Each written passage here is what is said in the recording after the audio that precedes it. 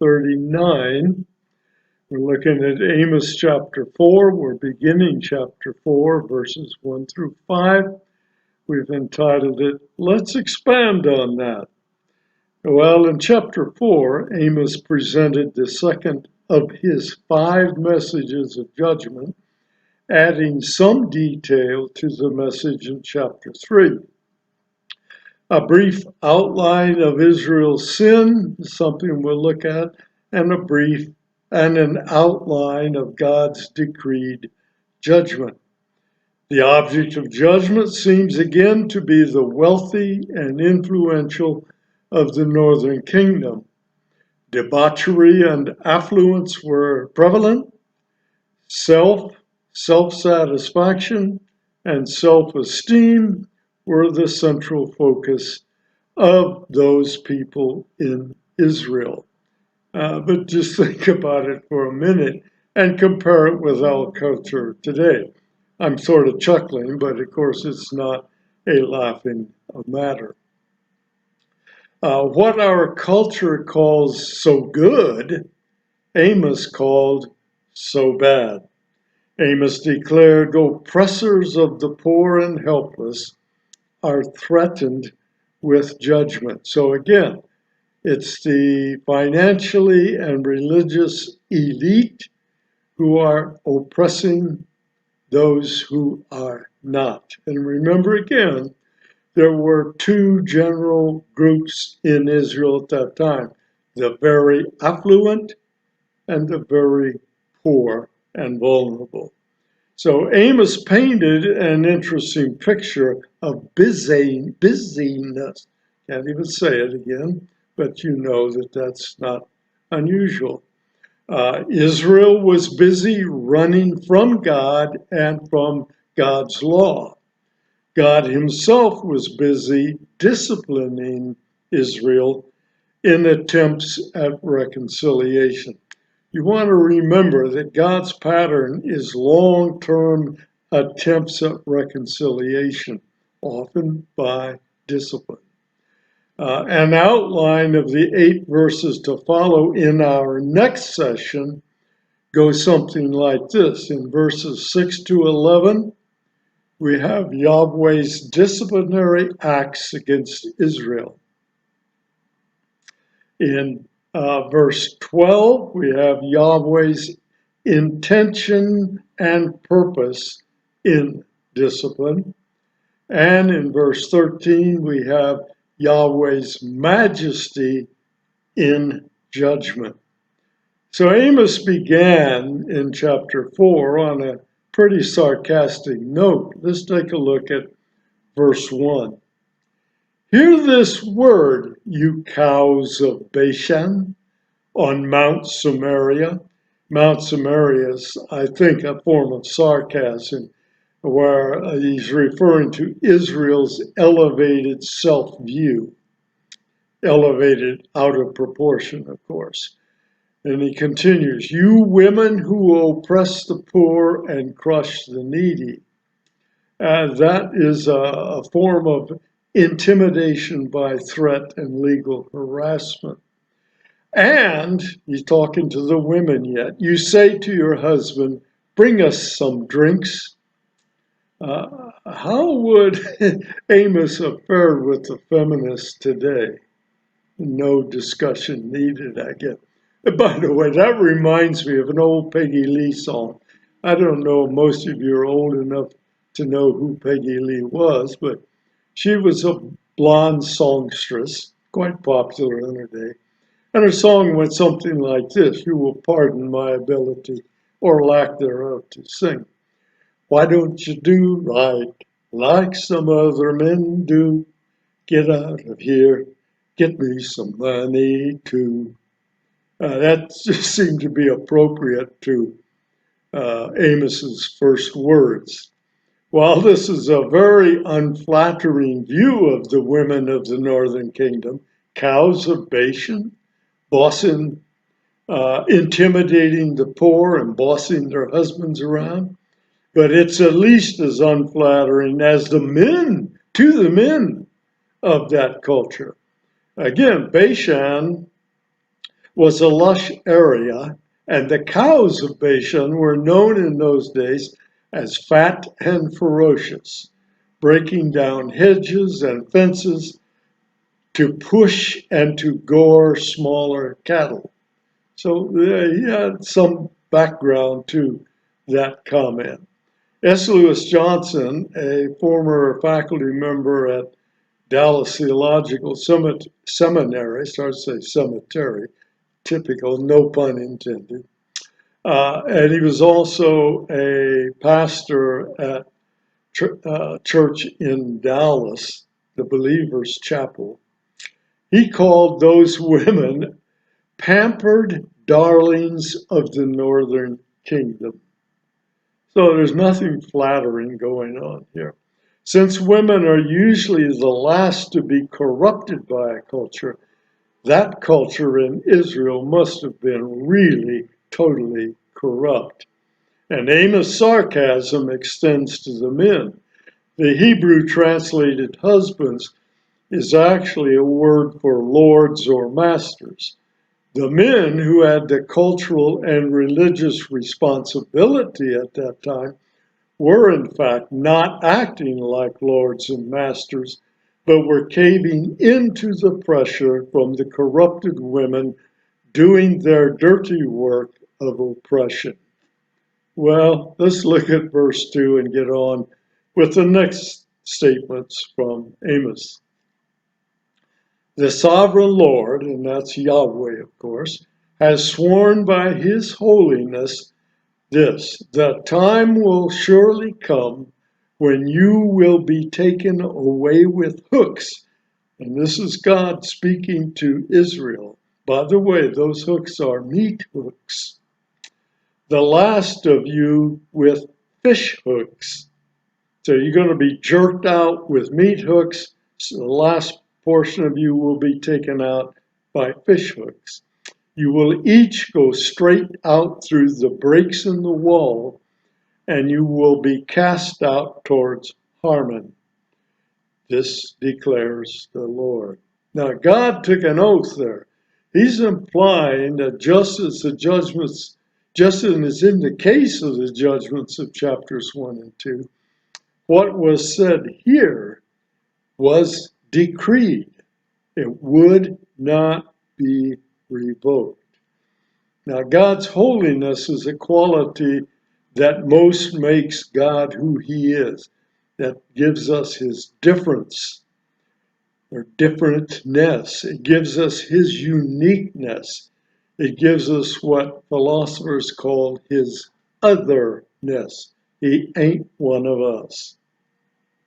The presence of holiness often instills fear in man, as it should. Hebrews 10:31, for example, says, "It is a terrifying thing to fall into the hands of the living God." Fear was shown by Adam. What did he do after the fall? He hid. It was true of Isaiah when he saw God high and lifted up in his throne room. He said, "Woe is me." That's in Isaiah 6. Peter, when he first realized who Jesus was at the first miraculous catch, he said, "Get away from me, Lord. I'm a sinful man." That's in Luke 5:8. So several people in the Old Testament clearly were of fear when they truly saw the holiness of God. And we said the reference to hooks speaks of the indignity of being hauled out of wherever you were with meat hooks. I'm sure that's hyperbole to an extent, but that's what he's saying. And the implication of being dragged out of your environment by fish hooks seems clear as well. By the way, there seems to be a reason to take the phrase "the last of you" to mean your children or your posterity. So he was telling them, even your kids and those to follow after you will be taken out of the culture as if they were fish caught by a hook. That's just a note. Notice we tend to think of the fishermen, Peter, James, John, Andrew, as using nets, but evidently fishing by hook and line was known. The picture here, then, is one of wealthy, influential Israelites who once oppressed the poor and helpless, now being pulled out of the promised land as our fish are jerked out of the water by line and hook. Not a pleasant thought. The idea of going out through the breaches also carries a message. If you go out through the breaches in the wall, there first of all have to be breaches in the wall. What's the normal way to go out through the wall? At the gates. But this says you're going out through the breaks in the wall, which implies this must be a wartime setting. The exile to Harmon, we don't really know what that truly means, but whatever it means, you can be sure it ain't pretty. Cast out is typically used to imply the tossing out of carcasses. So you'll be tossed out of your carcass toward Harmon. And that would mean that the cows of Bashan are to become the carrion of Harmon. Amos is painting a tough picture. Well, next, he uses sarcasm to hit at their religious hypocrisy. First, against their treatment of the poor or the vulnerable. Now he goes after the religious hypocrisy. These people were smug, well pleased with their sacrifices and their religion. You can bet they went through the rituals and they gave. So what we're going to see God saying is go to Bethel and worship. That's Bethel, of course, meaning house of God. But he's speaking of a temple at the northern city of Bethel, and go to Gilgal and worship yet more. Gilgal and Bethel were early places of worship for the United Kingdom, but were now places of worship in the northern kingdom, and there's more to come about that as well. Look at verses 4 and 5. This is where the Bethel Gilgal thing comes in. Go to Bethel and sin. God doesn't say go to worship. They would go there to worship, but God says go there and sin. Go to Gilgal and worship. No, sin yet more. Bring your sacrifices every morning. This is all sarcasm. Your tithes every 3 years or 3 days or on the third day. Burn leavened bread, there's a problem right there, as a thank offering, and brag about your free will offerings. Boast about them, you Israelites, for this is what you love to do, says the sovereign Lord. Well, verse 4 can be translated, go to Bethel and break the covenant, because that's what they would be doing by worshiping in a temple at Bethel rather than the temple in Jerusalem. And go to Gilgal and break it, the covenant, even more. Well, why the sarcasm? In what sense were they breaking the covenant? Well, they invented their own form of religion, evidently mixing worship styles of Baal with the worship styles of Yahweh. Those of you who've been with us for a while know that we ran into that all the way through the book of Hosea. False temples with daily sacrifices, probably at Bethel and Dan. Dan's in the northern part of the northern kingdom. Both of them had temples, both had calf idols. They didn't want to make it too difficult for their people to be able to worship, some in the north, some in the south. Short trip. They had false priests. If you look at 2 Chronicles 11:15, I'll not read it, but you will find that Jeroboam I, the first king of the northern kingdom, set up a priesthood, and they were whomever he chose. They were not Levites. They were not descended from Levi nor Aaron. And they set up false festivals with tithing, and now they're setting up false sacrifices using prohibited leaven. Let me go back and read from Leviticus, your favorite book. Leviticus 2, verse 11. Every grain offering you bring to the Lord must be made without yeast, no leaven. For you are not to burn any yeast or honey in an offering made to the Lord by fire. The thank offering, it was a fellowship or peace offering given in thanksgiving for an unmerited and unexpected blessing. Free will offering is another fellowship peace kind of offering given simply to display a love for and inner devotion to Yahweh. So you're saying, I love Yahweh, and then worshiping him as if he were Baal. Doesn't follow, nor does it flow, nor is it acceptable to God. Their sacrifice and offerings served only to publicize their sins of mixing worship of Yahweh with worship of Baal. Sometimes even worship Baal outrightly, no pretense. They brought as sacrifices produce and animals from the fields, seized by oppression of the poor in violation of the covenant. So even what they sacrificed may have been actually taken or at least gotten fraudulently. They were boasting about their free will offerings rather than displaying inner devotion. They displayed pride in their own power and their own generosity, if you please. And their worship was an offense to God, a fact discussed by Jesus. If you look at Matthew 6:1, you see Jesus saying this, be careful not to do your acts of righteousness before men to be seen by them. And that's what these people in the northern kingdom were doing, thinking it was fine and dandy. If you do, Jesus says, you will have no reward from your Father in heaven. So you do something for your own ego satisfaction, that's all the gratification you'll ever get. That's it. Mere sacrifices and offerings devoid of proper faith and obedience that are not of any value. Even worse, they are sin.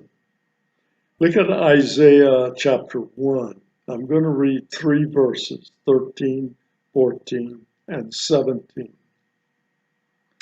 Stop bringing meaningless offerings. Your incense is detestable to me. It's obviously Yahweh speaking. New moons, Sabbaths, and convocations. I can't bear your evil assemblies. Verse 14. Your new moon festivals and your appointed festivals, my soul hates. They have become a burden to me. I am weary of bearing them. Verse 17, learn to do right, seek justice, encourage the oppressed, defend the cause of the fatherless, plead the case of the widow. And there are several other places in Micah, Jeremiah, Malachi, where God makes those same claims. It's rather obvious that Isaiah saw the God's displeasure in fake worship done principally for your own benefit. While they were ostensibly religious people, these rich and fat in Israel, they were in reality serving themselves and perhaps Baal. In the end, they're going to be embarrassed by it all. Look at Jeremiah chapter 48, verse 13. And this is in a prophecy against Moab. And this is the Lord speaking. Then Moab, will be ashamed of Chemosh, that's Moab's principal Baal-like god. Moab will be ashamed of Chemosh as the house of Israel was ashamed when they trusted in Bethel. Our emotions tend to rebel at God's sovereignty. Remember also that Jeremiah's statement was well after the northern kingdom had already fallen to Assyria.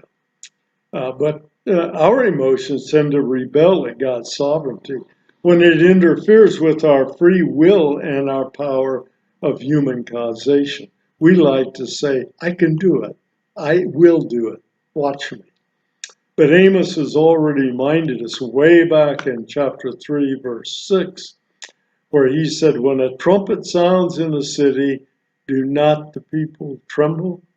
When disaster comes to a city, has not the Lord caused it?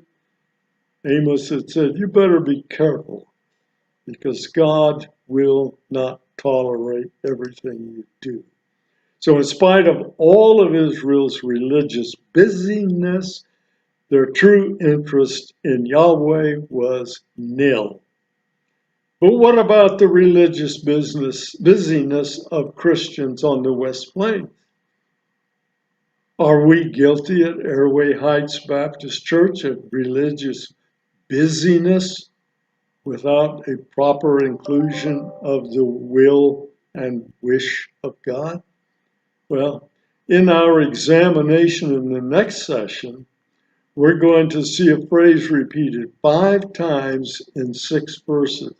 You want to prepare for it. The phrase is a very simple phrase, but a very dangerous phrase, a very phrase which you should fear.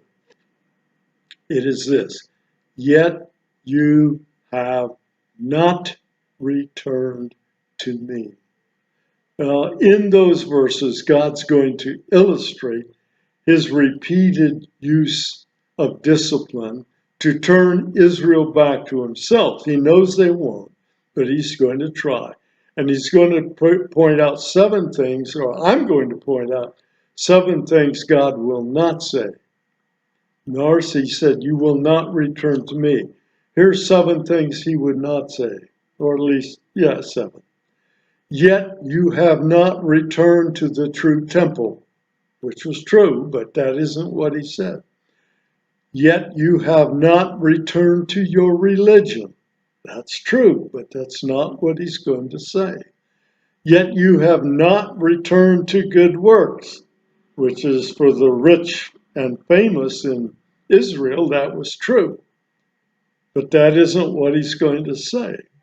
Yet you have not returned to your church. That would be one he'd say to us, or he'd say, you haven't returned to your worship. That's true, but it's not what he's going to say.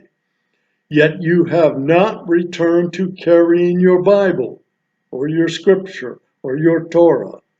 True, but that's not what he's going to say. Yet you have not returned to your brief prayers. Probably true, but that's not what he's going to say. And finally, if you're tired of hearing me say this, yet you have not returned to singing lively 7-11 choruses. 7 words sung 11 times, which is true, probably, but it isn't what he's going to say. Rather, he's going to say in all 7 of those times, yet you have not returned to me. If God says you have not returned to me, what are the implications? Well, what God wanted and what he still wants from his people is an intimate relationship. We know that as Christians. That's the principal notion of Christianity. The implication is that if any will return, he stands ready to accept them and reconcile with them.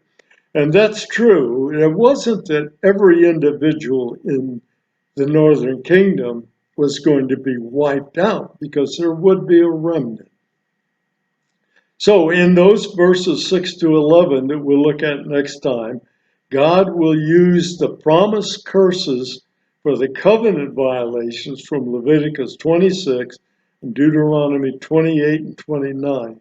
He's going to use that as he disciplines Israel. Solomon made such a warning when he dedicated the temple. He had a prayer of dedication found in 1 Kings 8. Well, our takeaways. Busyness does not generally say anything about the heart. You can be busy and your heart is somewhere else. In fact, busyness may be symptomatic of one's running from God. That was Israel's case. They were busy running from God to do their own thing. Relationship trumps busyness. God always deals with oppression of our most vulnerable, something we still need to remember in the church. Here's a question for you. How do you think that might relate to abortion? The fact that God always deals with oppression of our most vulnerable? Aren't the fetuses in the womb our most vulnerable humans, because they are humans, in any way you wish to categorize them? Their stage of development is early, but nonetheless they are human beings. God is a terrifying being when seen in judgment. That's not where you want to see God. Inappropriate worship is a sin. God cares how you worship him. One's worship is a public statement of his or her allegiance to Yahweh. Faith and obedience must undergird worship. God is sovereign. We are not. In the next session, we're going to look at those following 8 verses as promised.